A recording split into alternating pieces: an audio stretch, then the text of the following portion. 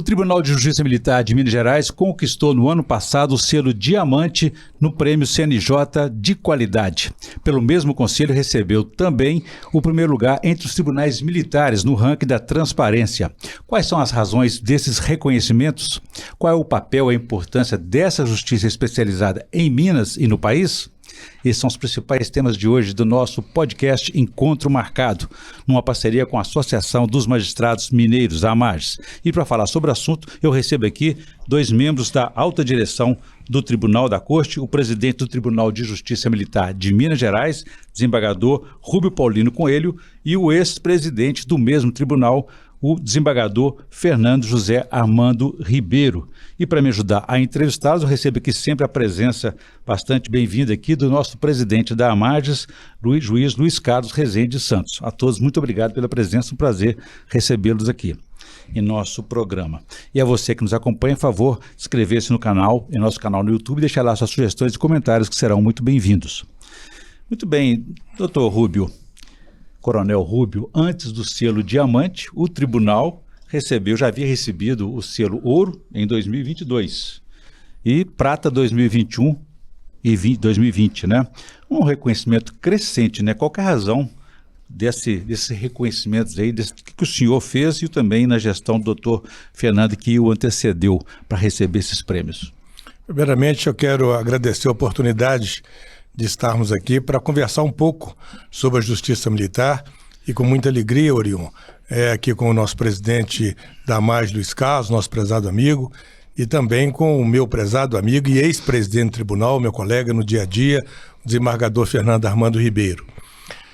A administração pública, ela precisa ser conduzida de maneira contínua. E o que aconteceu no tribunal? O Tribunal de Justiça Militar, ele é pequeno. Nós temos hoje 250 servidores, entre servidores, magistrados, colaboradores, e nós tínhamos um desafio muito grande, de colocar a Justiça Militar Mineira no nosso segmento de Justiça Militar como a melhor Justiça Militar do Brasil. Esse era o nosso grande desafio. E esse trabalho ele começou exatamente na gestão do desembargador Fernando Armando Ribeiro, quando ele promoveu uma série de mudanças, principalmente no eixo de transparência da Justiça Militar, e ali já houve uma evolução significativa.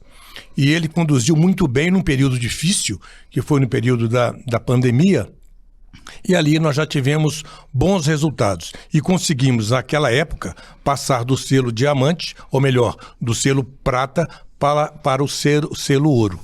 E aí nós conseguimos, a partir de então, dar prosseguimento àquilo que ele iniciou. E aí eu foquei realmente nessa gestão agora de 2022, 2023, em 4 eixos da nossa administração que conseguimos aí não só consolidar o que o desembargador Fernando Armando tinha feito na gestão dele, como também acrescentar alguns aspectos que valorizaram mais a Justiça Militar e nos tornaram a Justiça Militar do Brasil em primeiro lugar. Não só com relação à transparência, mas também com relação à governança, com relação às metas que são determinadas pelo CNJ. Também. Doutor Fernando, imagino que isso aí tem a ver com o que o doutor Hugo falou sobre o cumprimento de metas, né? Mas o senhor teve um desafio agravado aí, que foi o período da pandemia. Como é que o senhor conseguiu se desdobrar diante de tanta ineditismo aí e não conseguir alcançar esse resultado? Primeiramente, bom dia a todos. É um prazer estar aqui nesse canal da AMAGES, a convite da direção, tendo aqui ladeado pelo presidente, nosso estimado Dr. Luiz Carlos, nosso presidente Coronel Rúbio, Orion e a todos os que nos assistem. De fato, o período da pandemia ele foi um período de crise. E os momentos de crise são, como notam alguns filósofos, momentos que oferecem ao mesmo tempo desafios e riscos enormes, mas ao mesmo tempo chances e oportunidades de transformação que são também importantes. E eu acho que coube àqueles que vivenciaram esse período saber exatamente mensurar essas oportunidades e fazer do limão uma limonada, como se diz no jargão popular, não é? E eu acho que isso foi feito, sobretudo, a partir, por exemplo, do aproveitamento das novas tecnologias, inclusive dando a elas uma roupagem nova da que vinha sendo empregada até então. Se nós observarmos, até 2020, claro que já tínhamos um universo pautado pelas novas tecnologias, tantas das quais já existiam mesmo e já eram bastante usadas, mas acredito que elas vinham muito mais instrumentalizando o ser humano, né? Eram as pautas de mercado, as pautas de sociedade do espetáculo e tudo isso. E acredito que a partir de 2020, com a pandemia, houve uma possibilidade de uma inversão, de utilizarmos essa tecnologia em nosso favor, utilizarmos essa tecnologia em prol das grandes causas humanas, que naquele momento se apresentaram de uma forma muito evidente, que era inclusive manter o cuidado humano operando de uma forma muito efetiva. E esse cuidado humano está não apenas na medicina, mas no direito também. O direito lida com o cuidado, né? A aplicação dos direitos fundamentais é algo que diz respeito ao cuidado, assim como na medicina o cuidado médico. E manter a justiça funcionando naquele momento, e ela funcionou de forma bastante efetiva, passados os primeiros meses ali de um pouco de desencontro, se deveu exatamente a essa reinvenção dessas novas tecnologias, que acredito que muitas das quais ainda estão sendo utilizadas com esse propósito.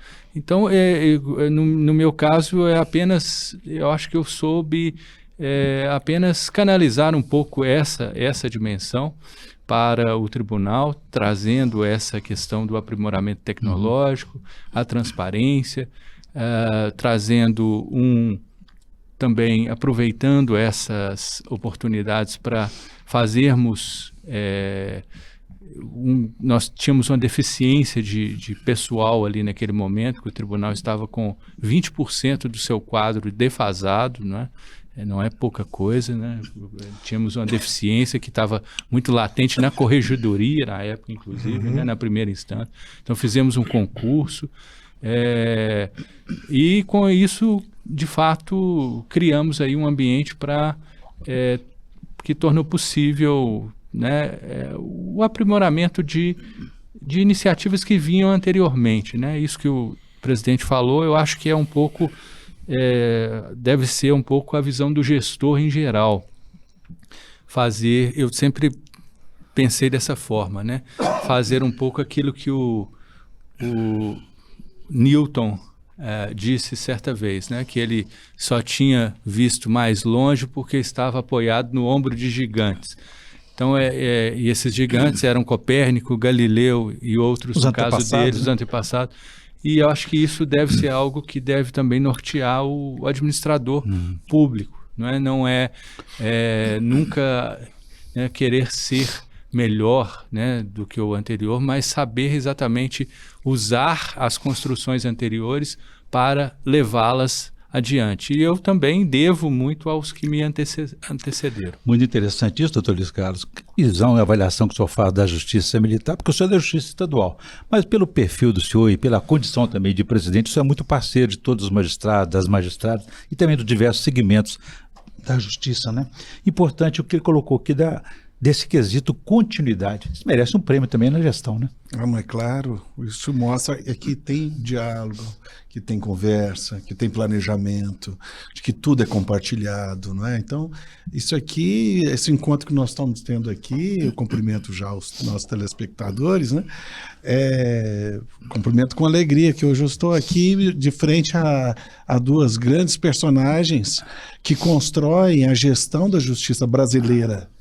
Não é? Então não se trata de um gestor de uma justiça especializada, é um gestor do Poder Judiciário, são gestores ambos, não é? E que mostraram, que conversaram, que fizeram planejamento, que criaram pontes uns para os outros, e Fernando ainda, né, o desembargador Fernando ainda lembrou-se dos gigantes que o antecederam. É esse mesmo, esse respeito pela construção, é assim que se fazem as grandes gestões, né? Eu, Orion, queria deixar um registro aqui, antes que a gente mude o bloco, mas dizer o seguinte, né? Como é importante, para mim, pessoalmente, né? Gente de bom despacho tem um carinho especial pela Polícia Militar, né? Então não tem jeito, isso está na minha história, está no meu sangue, etc., né? Sempre foi assim, né?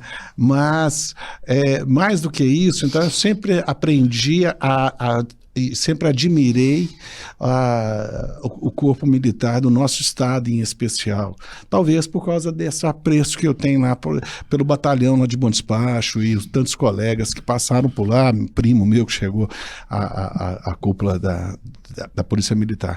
Mas eu tenho parente que foi presidente do Tribunal Militar, né? E é nosso associado aqui, o Benfica, né? Zé Joaquim Benfica é primo do meu pai, né? O próprio James também né? O Péricles Furrou, pai da Andréa Furrou, grande figura, tá certo? Foi coronel da Polícia Militar, depois foi juiz militar também. Então, veja, isso são pessoas da nossa convivência. Então, hoje, para nós aqui, é um dia de júbilo, de festa, estar aqui à frente de dois grandes gestores de uma justiça especializada e que dá exemplo para o país. Muito bem. É isso. Muito bom. Esse é o nosso podcast Encontro Marcado, recebendo aqui, então, a alta direção do Tribunal de Justiça Militar de Minas Gerais. Doutor Rubio, o senhor tem uma formação militar, um coronel, né? Também tem formação no direito. O doutor Fernando representa, digamos aí, a ala civil, né? É professor de direito na universidade, jurista, né? E também um estudioso, uma formação sempre continuada aí, sempre incentivando os estudos. Como é que é essa convivência do militar com o civil? Como é que essa combinação se deu na Justiça Militar? Olha, Orion, é uma combinação que deu certo, deu muito certo. A união da toga e da farda. Eu diria que é um julgamento muito rico e é um relacionamento extraordinário. Porque nós que viemos da caserna, viemos aí da vida militar, trazemos conosco aquela formação militar. E ela é importantíssima quando você vai julgar os próprios militares, os nossos jurisdicionados, que são os militares da Polícia Militar e do Corpo Bombeiro Militar. E quando você une essa experiência, essa vivência, essa maturidade que tivemos ao longo de 30 anos, praticamente, na Polícia Militar ou no Bombeiro Militar, com também o nosso conhecimento jurídico, mas muito mais, com o conhecimento jurídico profundo daqueles nossos colegas desembargadores e juízes, aí sim, o julgamento enriquece sobremaneira, porque vai a experiência somada ao conhecimento profundo do direito. Então, essa simbiose que há, esse escabinato, que é o nome técnico que se dá à união de juízes togados e juízes militares para um julgamento dos nossos jurisdicionados, torna a Justiça Militar especializada uma Justiça Militar com um resultado extraordinário. E isso é próprio de todos os estados, porque em todos os estados da federação, todos, sem exceção, nós temos a Justiça Militar. Em primeiro grau, em todos os estados e apenas em Minas Gerais, São Paulo e Rio Grande do Sul, infelizmente só esses três. Poderíamos ter muito mais. Os tribunais de justiça militar que dão aí celeridade com relação a esse julgamento de segundo grau. Então eu diria que é uma experiência muito rica, não só profissional, como também pessoal. E nós temos a alegria, a sorte de termos lá colegas desembargadores civis com uma experiência e um conhecimento extraordinário. Então isso é muito rico para a justiça especializada. Doutor Fernando, e qual que é esse papel, essa importância que essa justiça especializada tem aqui para Minas Gerais, para o país, no contexto atual do momento do judiciário e do momento brasileiro?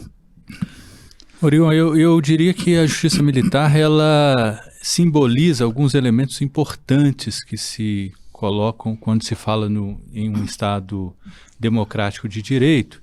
E o primeiro deles é exatamente advindo desta participação plural na composição dos julgamentos. Hoje nós vivemos um momento no direito em que muito se fala entre o sem sentido que é essa separação entre fato e direito, não é? Na hermenêutica jurídica muitos trabalham nessa dimensão, e os julgamentos da justiça militar, eles são julgamentos que traduzem a possibilidade de que o juiz ele também tenha acesso ao mundo da vida, às pré-compreensões daquela comunidade particular que ele julga. Se nós formos buscar na história do constitucionalismo moderno, tem um dispositivo da Magna Carta inglesa que diz, que é célebre, que diz que nenhum homem será julgado, condenado, nem terá seus bens apreendidos, senão mediante o julgamento de seus pares, segundo a lei da terra. É a carta de João Sem Terra, a Magna Carta inglesa. E quando nós trabalhamos contemporaneamente esses preceitos, muitos veem aí a ideia do juiz natural e a ideia da lei da terra como sendo exatamente a fundação constitucional de todo o direito. Mas nós temos que pensar que quando a Magna Carta diz o juízo dos seus pares naquele momento, havia um sentido muito especial que era dado na Inglaterra, que era inclusive posto em prática mediante o que eles chamavam de juízes viajantes ou juízes de fora, que era a prática de que os juízes ingleses não ficavam, você tinha 15 juízes, mas esses 15, 5 apenas ficavam em Londres, 10 outros ficavam viajando o reino para aprender as dimensões dessa law of the land, dessa lei da terra, porque entendiam que seria injusto aplicar os parâmetros. Chegaram um caso em Londres que tinha se dado no extremo sul da Inglaterra ou no norte da Inglaterra e aplicar o mesmo parâmetro, sem conhecer as pré-compreensões que estão por trás daquelas práticas.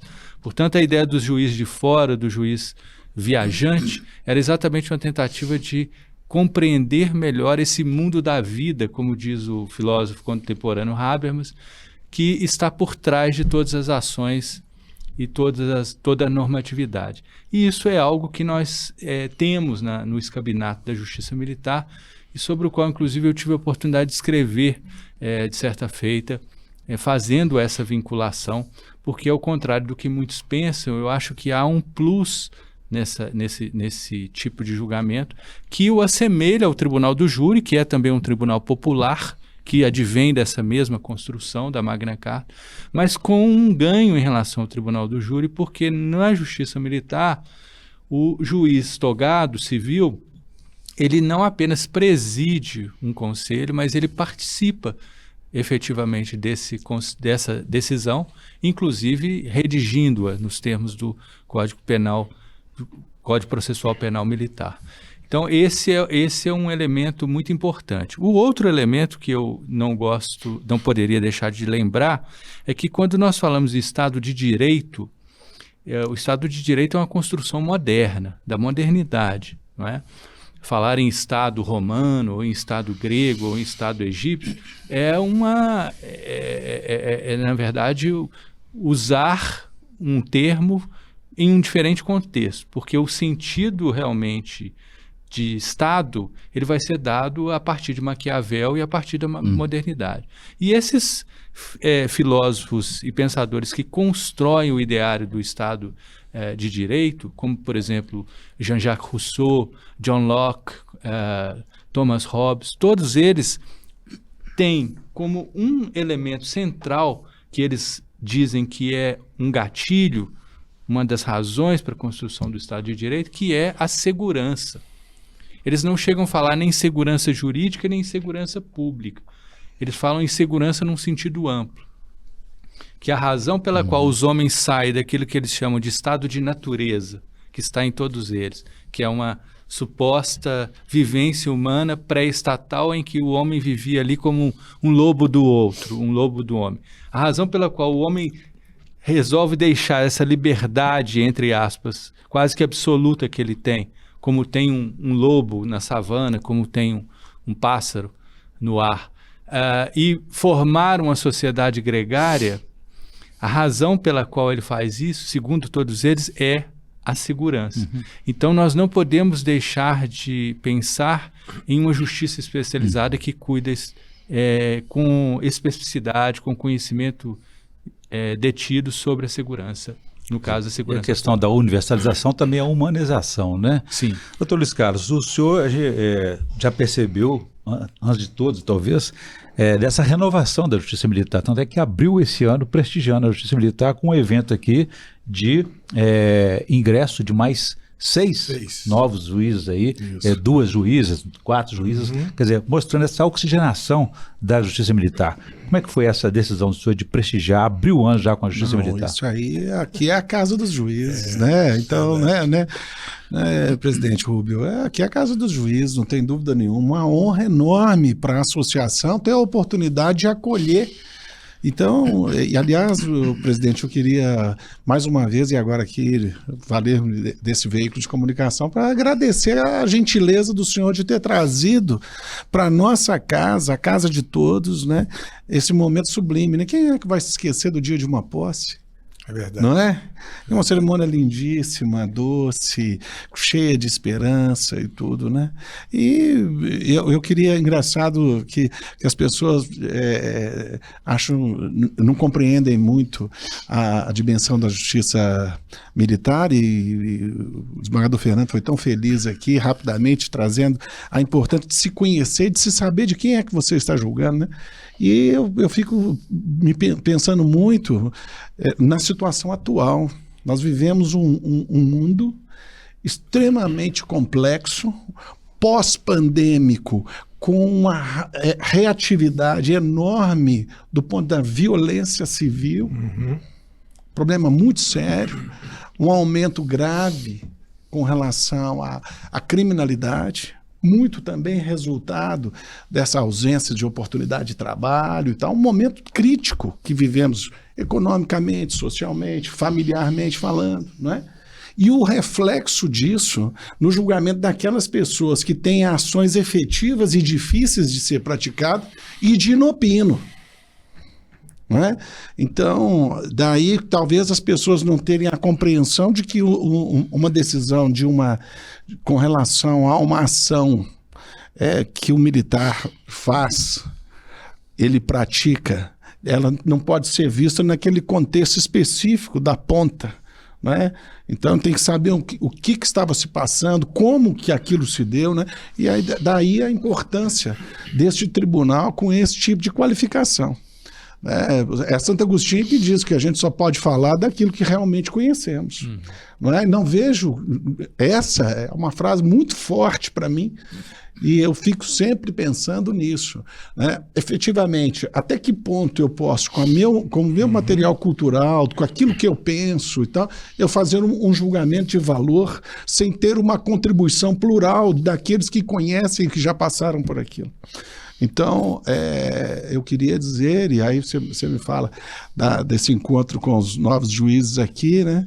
E o presidente Rubio, lembrava-se que foi aqui também que ele tomou posse, exatamente. Né? No Tribunal Militar. Então veja que a nossa margem é realmente uma casa que eu sinto muito prazer de hoje estar na presidência, mas sempre acolhedora, né? Fernando, o presidente Fernando também filho de desembargador, do estimado Fernando Braulio, e também então sabe que essa casa sempre foi assim. Então era dizer assim que nesse período eu tive a oportunidade, o desembargador Fernando, no dia que ele foi tomar posse, na semana que ele ia tomar posse, eu era juiz auxiliar do desembargador Nelson Messias, e aí tudo pronto, veio o período mais duro da pandemia, que começou dia 16 de março, salvo engano, não é? Foi. Não é isso?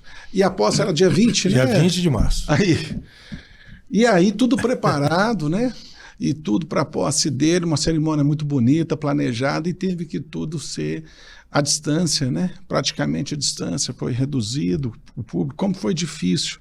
Né? E praticamente 2 anos atrás, pouco mais de 2 anos atrás, eu tive com o presidente Rubio aqui, com o próprio Fernando, na transição. E nos sonhos que tinham, né? E o presidente Rubio já num pós-pandêmico, já pensando no como que seria essa gestão, né? E fico muito feliz de ver que os resultados foram reconhecidos nacionalmente, um trabalho contínuo, né? Então, Essa é uma alegria para nós, assim, Orion. Muito bem. Orion. Esse é o encontro marcado. O senhor queria acrescentar alguma coisa, por favor? Não, é só com relação à importância da justiça militar, que foi o questionamento levantado para o doutor Fernando Armando, só acrescentar o seguinte: é muito importante nós termos instituições fortes, instituições que deem respostas. E a partir do momento que nós tenhamos em Minas Gerais uma polícia militar respeitada como é, um bombeiro militar respeitado como também o é, os melhores do Brasil, é muito importante uma justiça militar que efetivamente trabalhe para que na ponta da linha o policial militar sempre tenha a noção de que ele deve estar trabalhando dentro da legalidade, deve estar trabalhando com respeito, em defesa do cidadão. Então, e esse tom de disciplina, de hierarquia, de ética, de respeito, quem dá é a justiça militar através de seus julgados. Então veja bem a importância que isso tem. Não só para ratificar o trabalho que é feito com legitimidade, como também para condenar aqueles excessos de corrupção, aquele arbitrário, aquele militar violento. Então, o tom que a justiça militar dá é imprescindível para que nós tenhamos em Minas Gerais instituições respeitadas e fortes como são, graças a Deus. Mas eu queria dizer que isso que o presidente Rubio está dizendo, eu como juiz criminal, sou juiz criminal, todos sabem, há mais de 25 anos, né? Vou deixar a jurisdição criminal nos próximos dias ou meses aí, mas na condição de juiz criminal, como que isso que o senhor está falando é importante, porque o juiz criminal, no momento que ele está fazendo a instrução, muito que se dá é na palavra do policial militar. Exatamente. Naquilo que colocou no boletim de ocorrência e tal. E para isso o juiz precisa de ter, para que o juiz tenha convicção, ele tem que ter o quê? O policial militar tem que ter credibilidade. Verdade. E é este o tom que a justiça militar impõe a esse militar, de que ele tem que exercer o seu trabalho no estrito momento da legalidade. Né? E até para que a justiça militar, nos momentos de maior dificuldade, também tenha compreensão disso. Né? Mas para o juiz civil, criminal, do dia a dia, a palavra do policial militar é muito importante. Doutor Fernando, conta para nós aqui quem deve ser julgado pela justiça militar. Além dos militares, civis também são julgados? Orion, essa é uma questão que inclusive tem uma repercussão grande nas incompreensões sobre a justiça militar estadual. Porque na justiça militar estadual, os civis jamais são julgados. Né? E isso é algo que, a meu ver, a coloca, inclusive, em acordância com algumas exigências que internacionalmente se colocam para as justiças militares. A justiça militar estadual, ela julga apenas os membros das corporações militares, porque o artigo da Constituição, o artigo 125, ele fala taxativamente, né, que julgará os militares estaduais nos crimes militares definidos por lei. Hoje houve uma extensão desses crimes a partir de outubro de 2017 com a Lei 3.491, em que antigamente os crimes esses militares estaduais eram julgados pelos crimes definidos, tipificados no Código Penal Militar, né? E com a mudança do inciso 2 do artigo 9º do Código Penal Militar, eles passam a ser julgados também por outros crimes definidos na legislação penal em geral. Inclusive em legislações específicas, como a lei de tortura, como a lei de abuso de autoridade. Não são julgados apenas naqueles crimes específicos em que, por exemplo, a própria Constituição estabelece jurisdição especializada para eles, como o caso da Justiça Eleitoral. Não é? Aí se entende que, evidentemente, a competência definida constitucionalmente prevalece sobre aquela definida legislativamente. legalmente, né? Mas nós passamos a julgar aí uma gama de crimes que até então era de competência da justiça comum. Crimes vinculados ao Estatuto da Criança e do Adolescente, lei de licitações, fora esses, organizações criminosas, tortura, enfim, uma série de outros crimes. Então, a nossa competência realmente ampliou muito, mas não temos nenhuma competência para julgar civil jamais. E quando os policiais militares praticam crimes contra civis, há aí uma peculiaridade importante de ser dita, porque aí, nesse caso, o julgamento, no caso da justiça militar, ele é feito não pelo escabinato, mas ele é feito pelo juiz togado sozinho.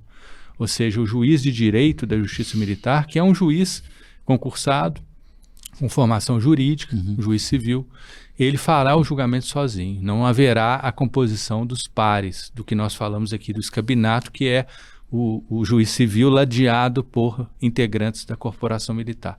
No caso de crimes contra civis, não haverá. E no caso de crime doloso contra a vida, o julgamento será sempre na justiça comum pelo tribunal do júri. Então, esse é um ponto importante, e que algumas incompreensões da Justiça Militar Estadual, às vezes não percebem isso e misturam muito as coisas e a condenam por algo que, na verdade, não existe. Doutor Rubio, essas limitações da Justiça Militar que precisam ser revistas, buscar esse aperfeiçoamento, inclusive, por outro lado, o crime não tem limite. O crime organizado está infiltrando. Como é que o senhor avalia isso e onde que a Justiça Militar pode entrar? Orion, há uma preocupação imensa hoje de qualquer gestor, em qualquer instituição, no poder executivo, judiciário, legislativo, e nas instituições em gerais, com esse crescimento, eu diria, muito preocupante do crime organizado. O crime organizado não tem fronteiras. Não tem fronteiras. E a preocupação é imensa, exatamente a partir do momento em que, nos concursos públicos, já se verifica o início da participação de pessoas envolvidas com o crime organizado. Isso é muito sério. Nós estamos agora com aproximadamente 1.100 alunos no curso de formação de soldados aqui na Polícia Militar de Minas Gerais. Mais de 50 nos primeiros meses já foram excluídos. Exatamente porque ali estavam, vejam bem, depois de passar por uma série de pesquisas, ali estavam pessoas envolvidas com crime. E olha o risco que isso tem para a sociedade. Então, o serviço de inteligência da Polícia Militar, do Bombeiro Militar, tem que estar muito atentos para evitar essa contaminação no seio da tropa. E aonde entra a Justiça Militar nesse sentido? Exatamente numa resposta rápida, célere, no sentido de extirpar dos quadros das instituições militares aqueles que, porventura, estejam e estão começando uma vida de crime junto ao crime organizado. Temos um caso específico aqui na Justiça Militar, que é o caso da Operação Hexagrama. É um processo que iniciou em 2020, numa participação do Ministério Público com a Polícia Militar, através do GAECO, onde se detectou que alguns militares já estavam em Minas Gerais envolvidos com caça-níquel, com jogos de azar. E é aí, Orion, que tudo começa.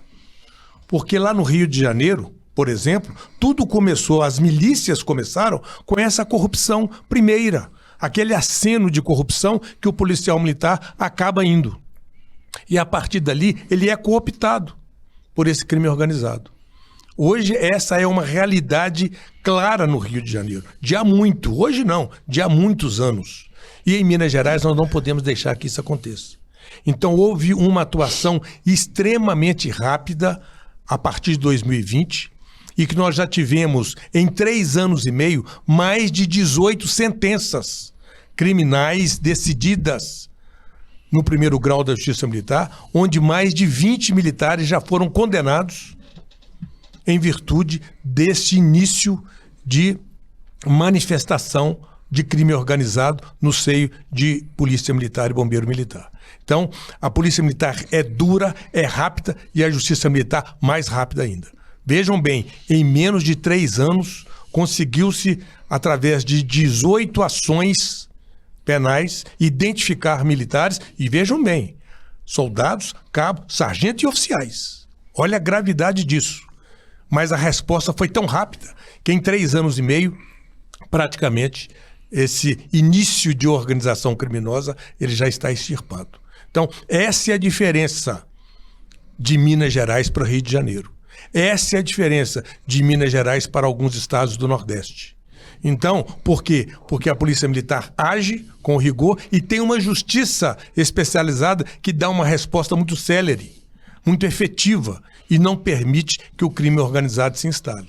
Então, isso está ocorrendo, é uma realidade, é uma preocupação e nós estamos muito atentos a isso. Não só a Polícia Militar o faz, como nós também temos a obrigação de atuar com muito rigor e com celeridade para evitar que isso tome conta da tropa, aqui no caso em Minas Gerais. Doutor Luiz Carlos, os desafios são muito grandes para o judiciário, hein?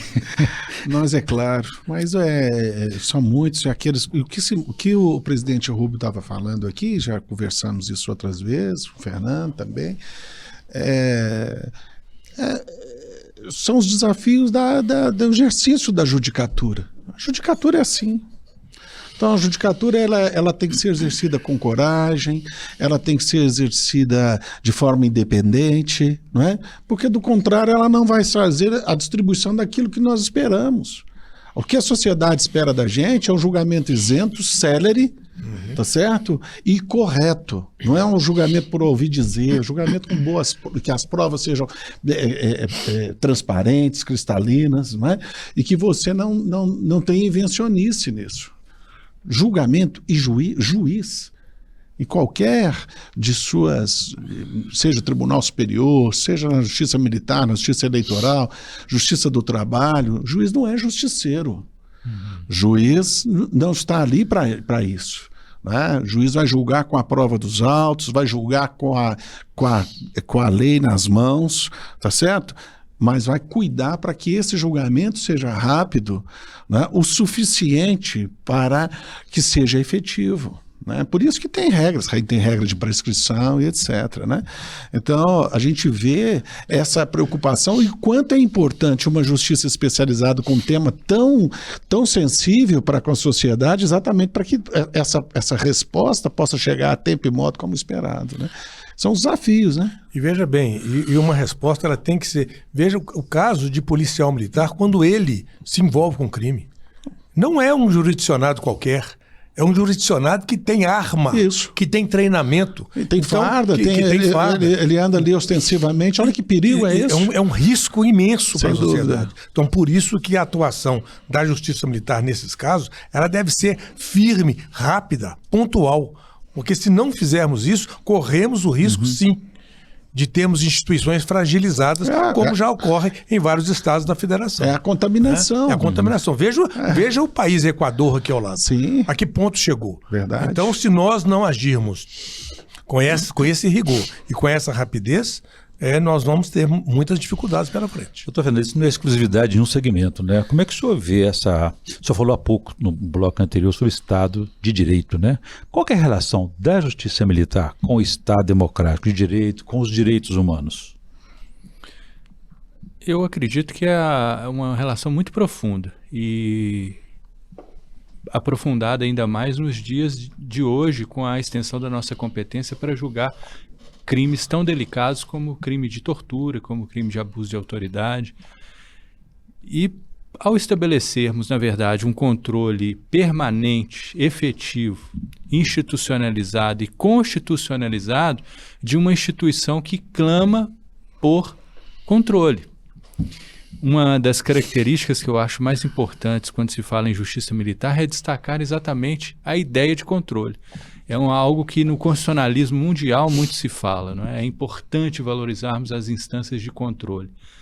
E uma incompreensão que se tem da justiça militar estadual brasileira quando se fala em justiça militar com parâmetros internacionais, ela advém do fato de, por exemplo, muitas das justiças militares que se praticam no mundo são, na verdade, justiças militares institucionalizadas no Poder Executivo. Se você pegar grande parte das justiças militares, seja nos Estados Unidos, seja em países da Europa, elas, na verdade, são instâncias que não têm vínculo com o Poder Judiciário.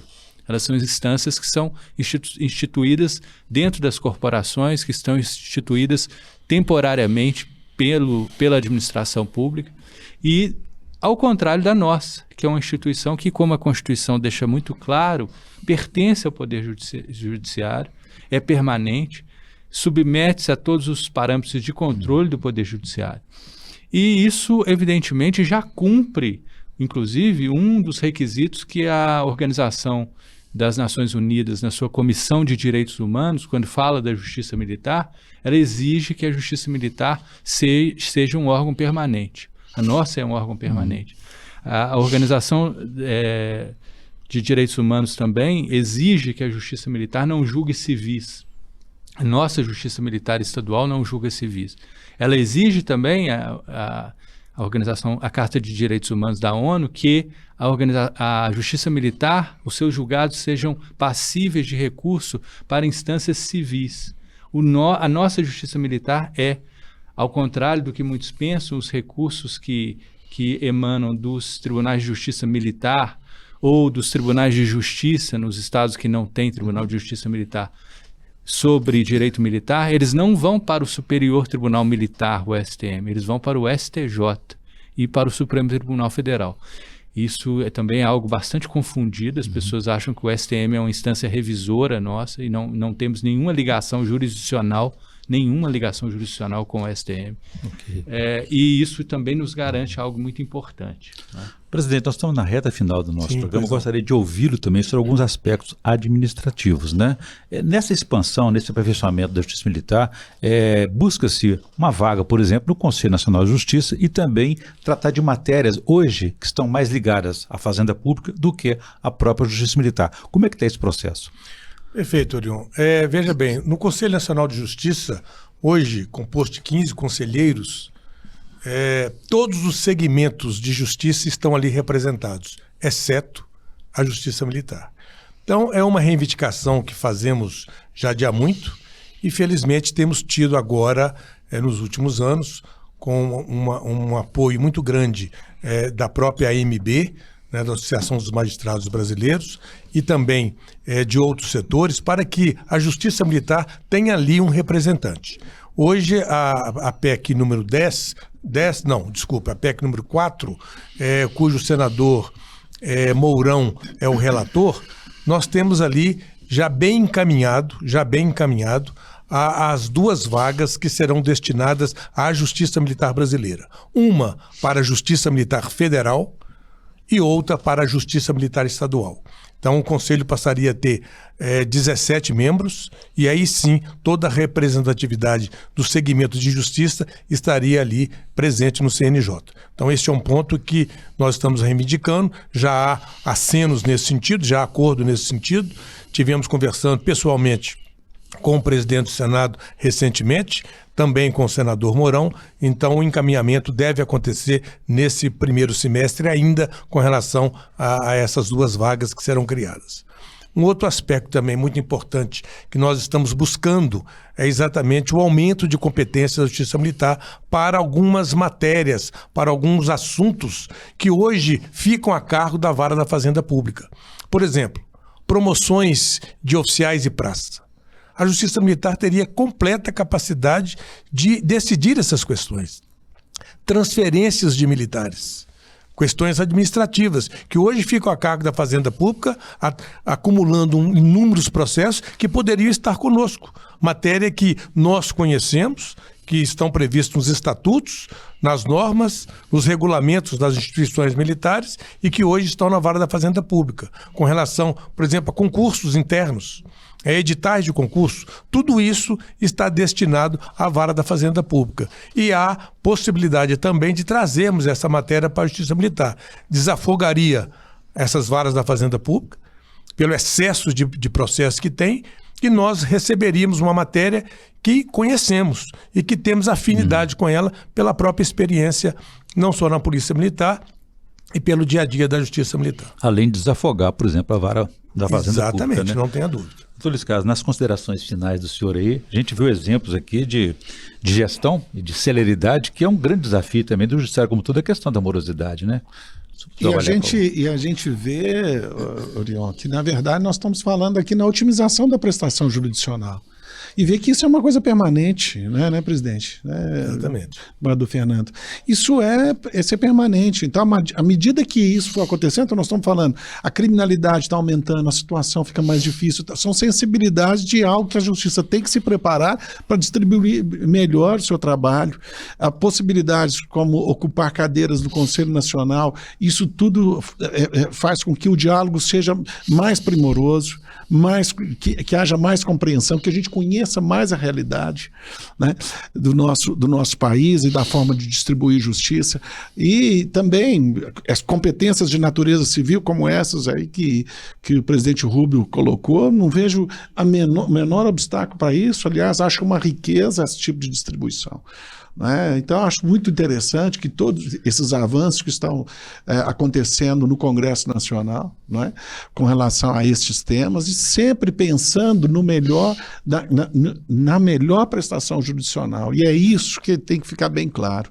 A prestação jurisdicional, os juízes e tal, eles estão a serviço não de si próprio, eles estão a serviço de uma sociedade cada vez mais tem problemas com relação à intolerância, à incompreensão, para a pacificação social. E é esse o trabalho de forma maiúscula e exemplar que a Justiça Militar Mineira está demonstrando. Então, queria agradecer a ambos aqui pela oportunidade, levar um abraço a todos lá da Corte Militar, a todos os juízes militares, principalmente os nossos afiliados, presidente? Obrigado. E do prazer de tê-los aqui, e voltem sempre. Bem, doutor Fernando, nas considerações finais do senhor, eu gostaria que o senhor avaliasse uma questão que foi dita aqui de alguma forma. O doutor Rubio falou sobre o crime organizado, as dificuldades da profissão. Quer dizer, o juiz é uma profissão de risco, né? E ao mesmo tempo a gente vê aí uma grande exposição midiática. Como é que o senhor compõe tudo isso aí, por favor? De fato, o judiciário brasileiro hoje tem essa peculiaridade, né, que foi sendo construída ao longo do tempo, nos anos 2000, que, por um lado, trazia uma esperança de algo transformador importante, que era um controle maior por meio da transparência, uma democratização maior, diríamos. Mas já naquele momento, algumas vozes, inclusive mineiras, quando esse projeto surgiu no Supremo Tribunal Federal no início dos anos 2000, alguns mineiros que ali estavam, como o nosso caríssimo ministro Carlos Mário Veloso, lançavam algumas dúvidas sobre os riscos que poderia trazer. E passados aí um pouco mais de 20 anos, nós vemos que, acredito infelizmente, o ministro Veloso tinha razão em muitas das suas questões, em muitas das suas dúvidas, porque, evidentemente, o judiciário, se por um lado precisa, sim, de dar uma prestação à sociedade, por outro lado, ele não pode esperar que essa prestação se dê aos modos de um parlamento. O judiciário não é um parlamento. Nós sabemos que todos os parlamentos do mundo têm, de fato, transmissão ao vivo de todas as suas sessões em tempo integral. Mas o judiciário, ele é, tal como criado pelo modelo americano que nós seguimos, como disse o Madison, é o poder contramajoritário. E essa dimensão do contramajoritário o coloca em uma dificuldade quando a exposição é enorme. Pense você que o qualquer juiz de qualquer instância, ele tem já uma dificuldade, como disse o presidente Luiz Carlos, que exige coragem, de tomar a sua decisão e saber que aquilo vai desagradar a alguém. uma das partes, pelo menos, vai sair insatisfeita, e quando não, as duas. o que não é raro em algumas instâncias. Mas pense que quando nós trabalhamos com órgãos que, por exemplo, cortes constitucionais, que exercem, por definição, essa tarefa contramajoritária de uma forma muito contínua no seu dia a dia, isso significa contrapor-se ao pensamento, inclusive, de eventuais maiorias. Veja, o contramajoritário significa ir contra a maioria, ou seja, o judiciário é a instância, segundo a concepção que foi criada nos Estados Unidos, na sua Constituição de final do século XVIII,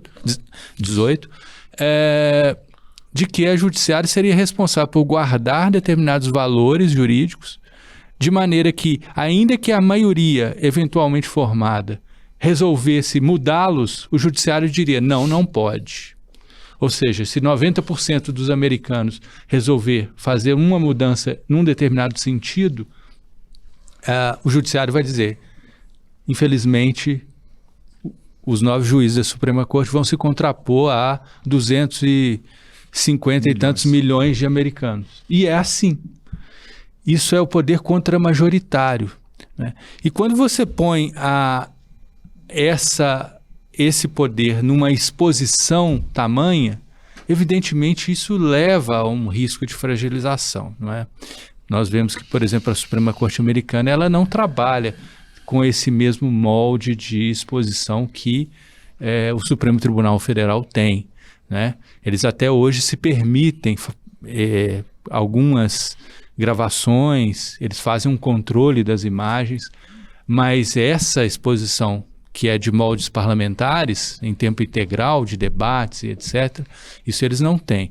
E eu acho que isso evidentemente traz riscos, porque você, se de um lado, né,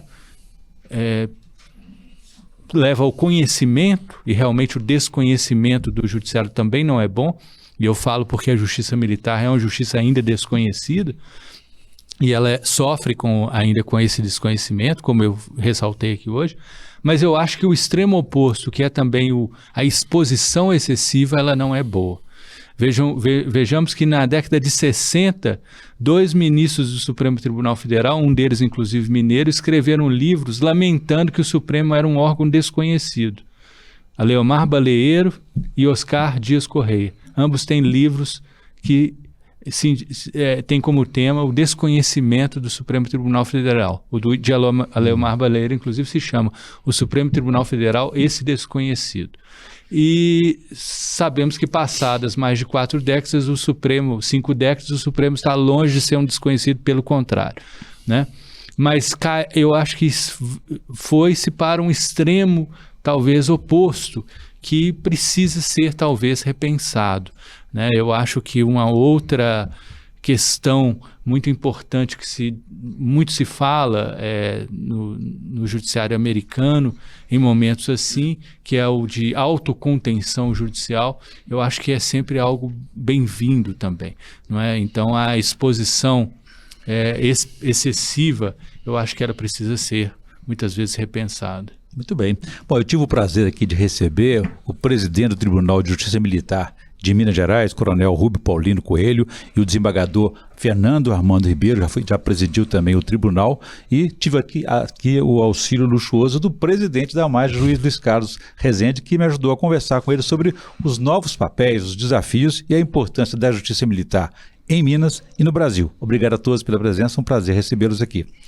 E a você que nos acompanhou até aqui, pode ver e rever esse programa no site da associação, também nas redes sociais e em nosso canal no YouTube. Deixe lá suas sugestões e comentários. Obrigado e até a próxima.